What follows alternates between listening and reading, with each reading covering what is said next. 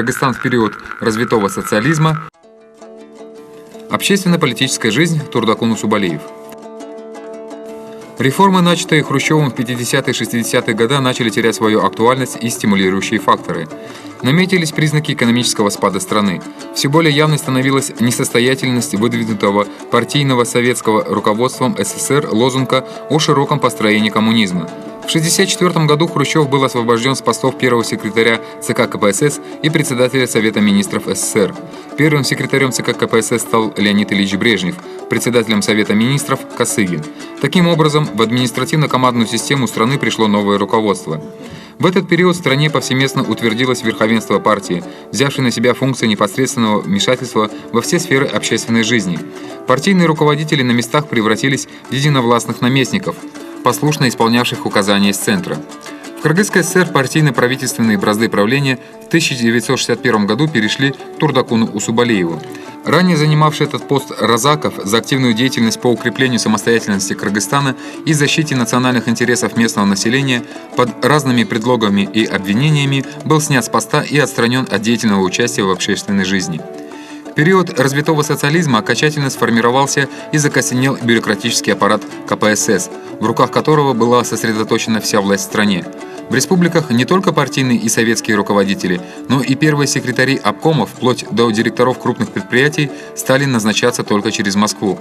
К примеру, вторыми секретарями Центрального комитета Компартии Кыргызской ССР, обкомов и даже отдаленных районов, а в некоторых случаях и первыми секретарями, назначались, как правило, лица русской национальности.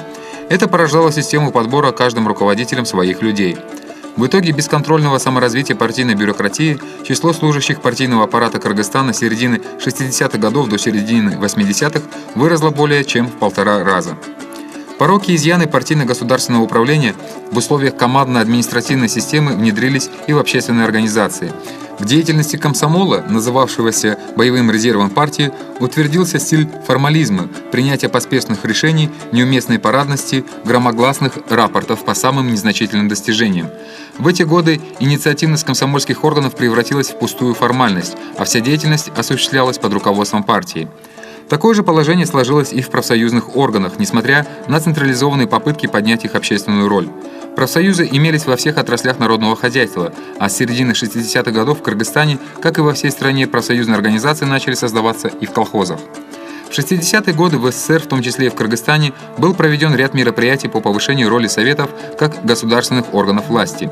Верховный Совет Кыргызской ССР в ходе социально-экономического развития республики в соответствии с требованием времени уделял этому вопросу значительное внимание, особенно в улучшении деятельности местных советов. Большой вклад в дело повышения роли советов внес работавший тогда председателем Президиума Верховного Совета Кыргызской ССР Кулатов. В условиях неуклонного развития партийной бюрократии советы лишь формально стали считаться высшим органом государственной власти, а их функции ограничились заслушиванием отчетов министерств и ведомств, советов народных депутатов об исполнении союзных и республиканских законов, рассмотрением жалоб и заявлений граждан. Для закрепления роли КПСС в общественно-политической системе СССР и обоснования сущности развитого социализма 7 октября 1977 года была принята новая редакция Конституции СССР. На ее основе, исходя из основных положений, была разработана и 20 апреля 1978 года принята и новая Конституция Кыргызской ССР.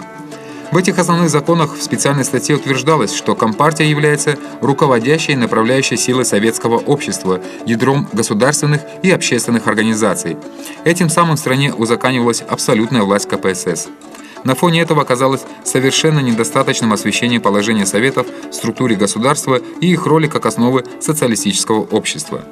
Начиная с 60-х годов Совет министров Кыргызской ССР, имевший статус высшего исполнительного и контролирующего органа республики, начал уделять социально-экономическому развитию Кыргызстана больше внимания. Были предприняты активные действия по выполнению народно-хозяйственных планов, целевому исполнению государственного и местных бюджетов, отстаиванию интересов республики. В этом направлении большой вклад внесли такие государственные деятели, как Мамбетов, Сюембаев, Ибраимов, Дющеев. Начиная с 80-х годов наметился спад активности в деятельности стоявшего во главе исполнительной власти Совета министров Кыргызской ССР. 2/3 рассматриваемых им вопросов относились к каждодневным текущим делам. Совет министров ежегодно направлял в местные органы более 4000 постановлений, распоряжений, циркуляров, однако из-за отсутствия должного контроля большинство из них не выполнялось. Развитие промышленности. В 1965 году в стране началась реформа народного хозяйства. Эта реформа по имени ее инициатора, председателя Совета министров СССР Косыгина, была названа Косыгинской реформой. Начальный этап реформы заключался в том, что организованный по настоянию Хрущева Совет народного хозяйства был упразднен, восстановлены отраслевые министерства. В первые годы реформа дала хорошие результаты. Промышленность страны, в том числе и Кыргызстана, ускорила темпы развития. За годы 8-го пятилетнего плана 1966-70 года экономика страны испытывала небывалый уровень подъема. Для дальнейшего углубления реформы необходимо было еще радикальнее изменить производственные отношения. Вместе с тем, несмотря на успешное продвижение реформы в экономической сфере, в идеологии кардинальных изменений не произошло. Реформа, проводимая в условиях командно-административной системы, постепенно утрачивала результативность, снизилось ее активизирующее значение. Промышленность Кыргызстана в обстановке развитого социализма развивалась как органическая часть единого народно-хозяйственного комплекса страны. В 1965-85 годах национальный доход республики вырос в 2,7 раза, промышленная продукция в 4,5 раза. Из них отрасль машиностроения и обработки металлов выросла в 8 раз, а производство электроэнергии в 5 раз. В эти годы 60% валовой продукции, более половины национального дохода республики, приходилось на промышленное производство. Было построено 150 новых промышленных предприятий.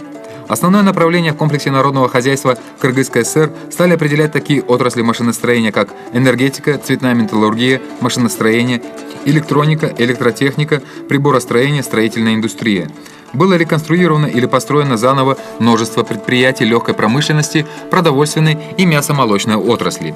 Вместе с тем, в указанный период командно-административные структуры власти во многом недооценили значение интенсивного развития экономики и продолжали стратегию ее экстенсификации. В результате рост производства обеспечивался в основном за счет ввода в действие все новых и новых объектов. В начале 80-х годов 40% добываемого в Средней Азии каменного угля приходилось на долю Кыргызской ССР. Однако и эти показатели были достигнуты за счет экстенсивного развития промышленности. Рост энергетики Кыргызстана был обеспечен за счет строительства на Нарыцком каскаде, Уч-Курганской и Токтагульской ГЭС. К середине 80-х годов на гидроэлектростанциях республики в год вырабатывалось 11 миллиардов киловатт-часов электроэнергии. Одна из самых перспективных отраслей современной индустрии Кыргызстана, гидроэнергетика, сформировалась именно в эти годы. В общесоюзном распределении сфер деятельности важную роль имело производство в Кыргызстане сюрьмы, ртути, редких металлов. Выработанная на Кадамжайском комбинате сюрьма была признана на международном рынке эталоном качества. Высоко ценилась на мировом рынке и продукция Хайдарканского ртутного комбината. В 70-80-х годах цветная металлургия вышла в промышленности республики на первое место. За период с 1970 по 1985 года производство цветных металлов увеличилось более чем в 2 раза. Эта продукция экспортировалась в 40 стран мира. Только в 1985 году завод сельскохозяйственных машин выпустил 32 тысячи пресс-подборщиков. Эта продукция шла более чем в 50 государств. В области машиностроительной промышленности Кыргызстан вышел на первое место среди республик Средней Азии. В 11-й пятилетке 1981-1985 года более 50% валовой продукции республики производили машиностроительная и металлоперерабатывающая отрасли. С развитием промышленности в республике вырос и окреп рабочий класс. Если в 60-м году во всех отраслях народного хозяйства Кыргызстана трудилось 310 тысяч рабочих, то к 85-му их число превысило 866, что составило рост в 2,8 раза.